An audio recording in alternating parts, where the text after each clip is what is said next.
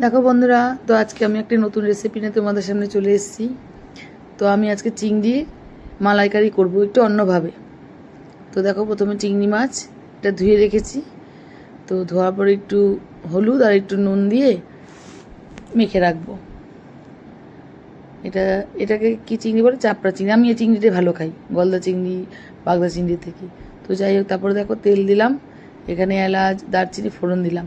আর এখানে আমি পেস্ট করে রেখেছি সাদা তিল, কাজু, পোস্ত, কিশমিশ, একটু পেঁয়াজ, একটু রসুন, সব পেস্ট করে রেখেছি মশলাটা। তো দেখো, সেই মশলাটা আমি তেলের মধ্যে ভালো করে সুন্দর করে কষিয়ে নেব। এবার সুন্দর করে কষানোর পর পরিমাণ মতো, যার মুখে স্বাদ মতো নুন মিষ্টি একটু দিতেই হবে।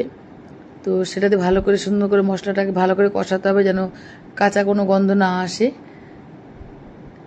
এই কষানোর অপেক্ষায় একটু থাকতে হবে, একটু ভালো করে না কষালে ভালো হয় না। যত মশলা কষানো হবে তত টেস্ট হয় তরকারিতে। তারপর দেখো, চিংড়ি মাছ আমি ভাজি না, ভাজলে রাবারের মতো শক্ত হয়ে যায়।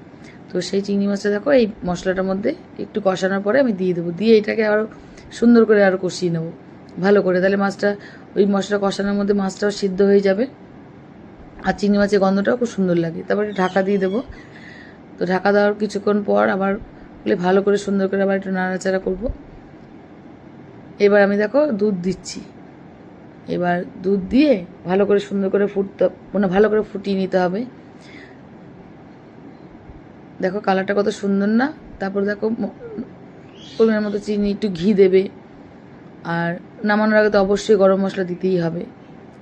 এটা ছাড়া মনে হয় আমাদের রান্না পরিপূর্ণ হয় না। তো সুন্দর করে ভালো করে একটু শুকনো শুকনো হবে, তারপর এটা নামিয়ে নেবো। তো আজকে আমার অন্যরকমভাবে আজকে আমি একটু চিংড়ি মাছের মালাইকারিটা করেছি। তা তোমরা বলো কেমন হয়েছে।